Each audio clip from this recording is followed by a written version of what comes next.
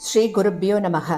குருர் பிரம்மா குருர் விஷ்ணுர் குருர் தேவோ மகேஸ்வரக குரு சாட்சாத் பரம் பிரம்ம தஸ்மை ஸ்ரீ குரவே நமக. சதாசிவசமாரம்பாம் சங்கராச்சாரிய மத்தியமாம் அஸ்மதாச்சாரிய பர்யந்தாம் வந்தே குரு பரம்பராம். குரவே சர்வலோகானாம் விஷஜே பவரோகிணாம் நிதயே சர்வவித்யானாம் தட்சிணாமூர்த்தயே நமக. ஸ்ருதிஸ்மிருதிபுராணானாம் ஆலயம் கருணாலயம் நமாமி பகவத்பாதம் சங்கரம் லோகசங்கரம். சதாத்மத்யானநிரதம் விஷயேபிய பராங்முகம் நௌமி சாஸ்திரேஷு நிஷ்ணாதம் சந்திரசேகர பாரதீம்.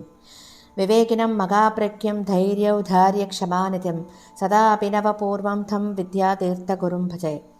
பாரதி கருணாபாத்திரம் பாரதி பதபூஷணம் பாரதி பதபாரூடம் பாரதி தீர்த்தமாஸ்ரயே.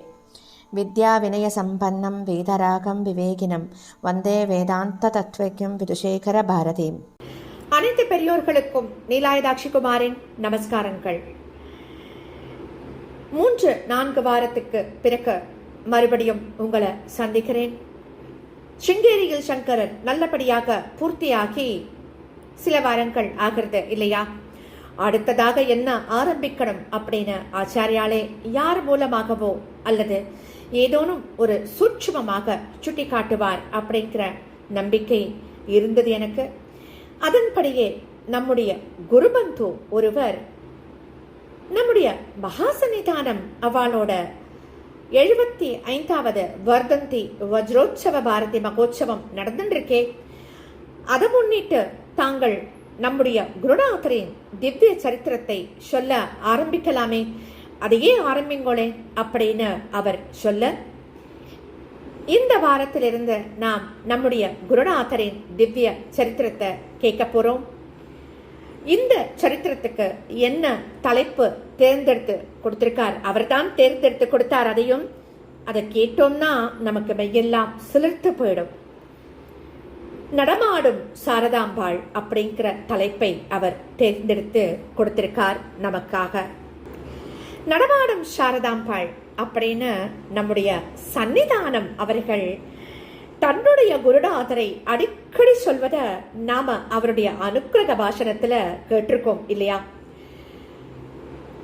அவருக்கு இந்த தலைப்பை தேர்ந்தெடுத்து கொடுத்த நம்முடைய குருபந்து அவருக்கு நான் ரொம்ப கடமைப்பட்டிருக்கேன் அப்படின்னு தான் நினைக்கிறேன்.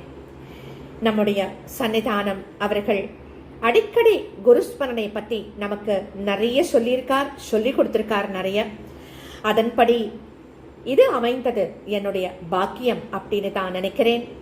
இப்பேற்பட்ட குரு பரம்பரையில் நாமும் ஒரு அங்கம் அப்படின்னு நினைக்கும் போதே எப்பேற்பட்ட பாக்கியம் நமக்கு கிடைச்சிருக்கு அப்படின்னு நினைக்க தோன்றது. அதுவும் இந்த வியாச பௌர்ணமி நன்னாள்ல இன்னைக்கு இது ஆரம்பிக்கணும் அப்படின்னு அமைஞ்சது நான் செஞ்ச பாக்கியம் அப்படின்னு தான் நினைக்கிறேன். 3 வாரத்துக்கு முன்னாடியே ஆரம்பிச்சிருக்கணும்.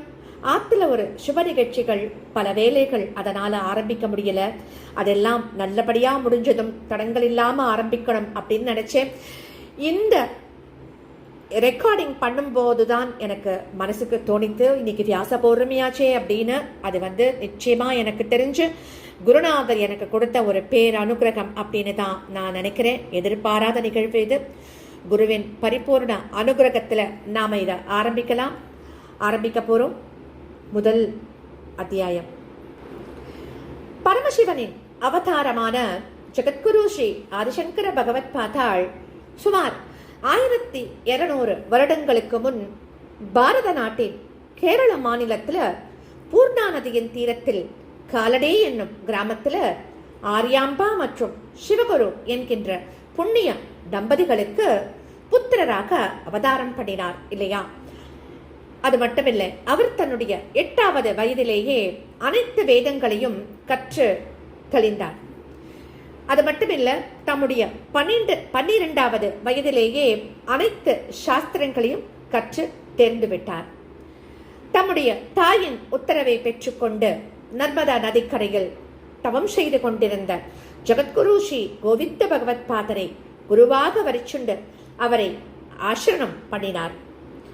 அவரிடமிருந்து சந்நியாசம், பிரணவம் மற்றும் மகா வாக்கியங்களின் உபதேசம் இவை எல்லாவற்றையும் அவர் பெற்றார். அதற்கு பின்னாடி ஜெகத்குரு ஸ்ரீமத் கோவிந்த பகவத் பாதரின் உத்தரவின் பேர்ல பதரி கஷேத்திரத்திற்கு சென்று பிரஸ்தானத்ரயம் என்று பிரஸ்தி அடைந்துள்ள பகவத்கீதை 10 உபனிஷத்துக்கள் மற்றும் பிரம்மசூத்திரங்களுக்கு பாஷ்யங்கள் என்னும் மிகச்சிறந்த மற்றும் தெளிவான விளக்கங்களை இயற்றினார். இவை பண்டிதாளுக்கு மிகவும் பிரியமானவை மற்றும் அழியா தன்மை கொண்டவை. இந்த பாஷ்யங்களின் மூலம் அனைத்து ஸ்ருதி ஸ்மிருதி புராண இதிகாசங்களின் உட்கருத்தாக அமைந்திருப்பது அத்வைதமே என்பதை எல்லோருக்கும் விளக்கி சொன்னார். அவ்வாறே வேதாந்த சாஸ்திரத்தின் பிரகரண கிரந்தங்களான உபதேச சாகஸ்திரி, விவேக சூடாமணி முதலானவற்றையும் அவர் எழுதினார். மேலும் கணேச பஞ்சரத்தினம், சௌந்தர்ய லகரி, சிவானந்த லகரி முதலான ரமணீயமான சோத்திரங்களையும் இயற்றினார். அதற்கு பின் பாரத தேசம் முழுவதும் 3 முறை கால்நடையாக சஞ்சாரம் பண்ணி வேதத்திற்கு எதிரான கொள்கையில் உள்ள குற்றங்களை எடுத்து கூறி அதை பின்பற்றுபவர்களை தமது சிறந்த வாதங்களால் வென்று நல்லுபதேசம் செய்து சனாதன வைதீக தர்மத்தையும் அத்வைத சித்தாந்தங்களையும் எங்கும் பரப்பினார். அது மட்டுமில்லாம காஷ்மீரில் சர்வஜ்ய பீடத்துல அமர்ந்து எல்லோருக்கும் அருள் கொடுத்தார். எல்லா காலங்களிலும் சனாதன தர்மமானது பிரச்சாரத்தில் இருப்பதற்காக பாரதத்தின் கிழக்கு, தெற்கு, மேற்கு மற்றும் வடக்கு என்கின்ற 4 திசைகளில் புரி, சிங்ககிரி, துவாரகா மற்றும் பதரி கஷேத்திரங்களில் முறையே கோவர்த்தன பீடம், சாரதா பீடம், காளிகா பீடம், ஜோதிஷ் பீடம் என்கின்ற பெயர்களில் 4 ஆம்நாய பீடங்களை ஸ்தாபனம் பண்ணினார். அவற்றில் தங்களுடைய சிஷ்யர்களில் முக்கியமானவர்களை ஹஸ்தாமலகாச்சாரியாள், சுரேஸ்வராச்சாரியாள், பத்மபாதாச்சாரியாள் மற்றும் தோடகாச்சாரியாளை முறையே இந்த 4 பீடங்களில் அதிபதிகளாக நியமனம் பண்ணினார். பின் தம்முடைய 32வது வயதில் கேதார கஷேத்திரத்திற்கு சென்று சிஷ்யர்கள் எல்லோரையும் அனுக்கிரகித்த பின் அங்கிருந்தே கைலாசத்தை அடைந்து தம்முடைய அவதார காரியத்தை பூர்த்தி செய்தார். ஜகத்குரு ஸ்ரீ ஆதிசங்கராச்சாரியால் பாரதத்தின் தெற்கு திசையில் சிங்ககிரி கஷேத்திரத்தில் தட்சிணாம்நாய சாரதா பீடத்தை ஸ்தாபனம் பண்ணி தம்முடைய 4 சிஷ்யர்களில் ஒருவரான ஜகத்குரு ஸ்ரீமத் சுரேஸ்வராச்சாரியாலை இந்த பீடத்தின் முதல் அதிபதியாக நியமனம் பண்ணினார். ஞானத்திலும் பாண்டித்யத்திலும் முதன்மையானவராக இவர் வயதில் மூத்தவர் ஆவார். வேதாந்த சாஸ்திரத்தின் வார்த்திகக்காரர் அப்படின்னும் இவர் அழைக்கப்படுபவர். இவரை போலவே இவருக்கு பின் இந்த பீடத்தின் அதிபதிகளாக விளங்கிய ஜகத்குரு மகாஸ்வாமிகள் அனைவருமே அதிசயிக்கத்தக்க மகிமைகள் உள்ளவர்களாக இருந்தார்கள். அவர்களில் யோகிகளில் தலை சிறந்தவரான ஜகத்குரு ஸ்ரீ வித்யாதேத்தர் விஜயநகர சாம்ராஜ்யத்தை ஸ்தாபித்தும் 4 வேதங்களுக்கும் பாஷ்யம், சங்கர திக்விஜயம், பஞ்சதசி முதலான அரிய நூல்களை இயற்றியும் இந்த நாட்டிற்கு பேருதவி செய்த ஜகத்குரு ஸ்ரீ வித்யாரண்யர் இன்றைய திண்டுக்கல் மாவட்டத்தைச் சேர்ந்த கொன்னுவாரான் கோட்டையில் அவதாரம் பண்ணி பின்னர் இந்த பீடத்தில் அதிபதியாக பொறுப்பேற்று தலை சிறந்த பண்டிதராக விளங்கியதோடு அல்லாமல் அரசர்கள், ஏழை எளியவர்கள் என அனைவருக்கும் அருள் செய்த ஜகத்குரு ஸ்ரீ சச்சிதானந்த பாரதி உக்கிரமான தவத்தால் சக்திகள் பல பெற்ற ஜகத்குரு ஸ்ரீ நிருசிம்ம பாரதி அபிநவ சங்கரர் என்று அழைக்கப்பட்டு ஜகத்குரு ஸ்ரீ ஆதிசங்கரருக்கு சமமாக நாட்டிற்கு அருள் செய்து சங்கராச்சாரியாலின் ஜன்மபூமி கஷேத்திரமான காலடியை கண்டுபிடித்து அங்கு அவருக்கு சிறந்த கோவிலை நிர்மாணம் பண்ணி ஜகத்குரு ஸ்ரீ சச்சிதானந்த சிவ அபிநவ நிருசிம்ம பாரதி சுவாமிகள் ஜீவன் முக்தராக விளங்கியதோடு அல்லாமல் விவேக சூடாமணிக்கு ஒப்பற்ற விளக்க உரை செய்த ஜகத்குரு ஸ்ரீ சந்திரசேகர பாரதி யோகிகளில் மாணிக்கமாக விளங்கியதுடன் பலமுறை பாரத நாடு முழுவதும் சஞ்சாரம் செய்து தர்மத்தை அனைத்து மக்களுக்கும் போதித்த ஜகத்குரு ஸ்ரீ அபினவ வித்யாதீர்த்தர் முதலான அளவற்ற மகிமைகள் பொருந்திய ஜகத்குரு மகா சுவாமிகளால் அலங்கரிக்கப்பட்ட இந்த சிங்ககிரி சாரதா பீடமானது என்றும் அவிச்சின்னமாக தொடர் சங்கிலி போல இருக்கும் குரு பரம்பரையுடன் விளங்கி வந்து கொண்டிருக்கிறது. பாரதத்திலும் தென் திசையில் ஜகத்குரு ஸ்ரீ ஆதிசங்கராச்சாரியாரால் தென்னிந்தியாவில் உள்ள மக்கள் அனைவருக்காக சிங்ககிரியில் ஸ்தாபிக்கப்பட்ட ஒரே பீடமான இந்த தட்சிணாம்நாய ஸ்ரீ சாரதா பீடத்தின் அதிபதிகளான ஜகத்குரு மகா சுவாமிகள் அனைவரும் அனைத்து சாஸ்திரங்களிலும் கரை கண்டவர்கள், தவத்தில் சிறந்தவர்கள், ஸ்ருதி மற்றும் ஸ்மிருதிகளில் சொல்லப்பட்ட ஆச்சார நியமங்களை கடைபிடிப்பதில் தன்னிகரற்றவர்கள், தினமும் பகவான் சந்திரமௌலீஸ்வரரையும் மற்றும் பகவதி சாரதாம்பாளையும் சிறப்பாக பூஜித்து ஆஸ்திகர்கள் அனைவரின் யோகக்ஷேமத்தையும் பிரார்த்திப்பவர்கள், ஞான வேட்கை உள்ளவர்களுக்கு அவர்களுடைய தகுதிக்கு ஏற்ப தர்ம தத்துவம் மற்றும் பிரம்ம தத்துவங்களை போதிப்பவர்கள், மேலும் உலக மக்கள் அனைவரும் வந்தனைக்கு உரியவர்களாக விளங்கி வருகிறார்கள் அப்படிங்கிறத நாம கேட்டுருக்கோம், பார்த்துருக்கோம்.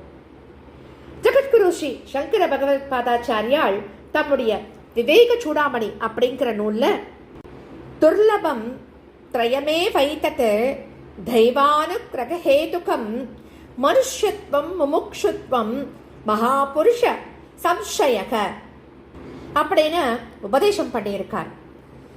இந்த பிரபஞ்சத்தில் மனுஷத்துவம் அப்படின்னால் மனித பிறவி, முமுக்ஷுத்வம் அப்படின்னா முக்தி அடைய வேண்டும் என்று இச்சை இருத்தல்,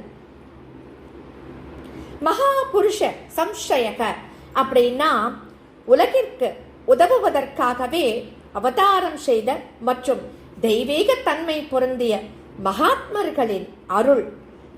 இப்பேற்பட்ட இந்த 3 பொருள்கள் மிகவும் அரிதானது. இது பகவானின் அருள் மற்றும் பிறவிகள் பலவற்றில் செய்த நற்செயல்களின் பயனால் அன்றி அடைவதற்கு அரியது அப்படிங்கிறது இந்த ஸ்லோகத்துடைய பொருள். பிறவிகள் பலவற்றில் செய்த நற்செயல்களின் விளைவால் தான் மனித பிறவியும் முமுட்சுத்துவமும் கிடைத்தாலும் கூட முக்தி மார்க்கத்தை உபதேசம் பண்ணக்கூடிய சத்குரு கிடைப்பது மிகவும் அரிதானது இல்லையா? மோட்சம் அடைவதற்கு பிரம்ம ஞானம் பெற வேண்டும். பிரம்ம ஞானம் அடைவதற்கு பிரம்ம விசாரம் செய்யணும். விசாரத்தின் பொருளான பிரம்மத்தை அறிவது மிகவும் கடினமானதால் குருவில்லாமல் அதை செய்ய இயலாது. ஆகையால் பிரம்ம விசாரத்திற்காகவே பிரம்மத்திலேயே நிலைத்திருக்கும் அந்த குருவை நாம அடைக்கலம் புக வேண்டும் இல்லையா? அப்பேற்பட்ட நன்னாளான இன்று நாம் நம் குருநாதர்களின் காலடியில் நம்முடைய நமஸ்காரங்களை சமர்ப்பணவோம். மீதி அடுத்த வாரம் தொடர்ந்து கேட்போம். ஸ்ரீ சத்குருநாதா சரணம் சரணம், ஸ்ரீ சத்குருநாதா சரணம் சரணம், ஸ்ரீ சத்குரு பாகி பாகி பாகி பாகி பாகி.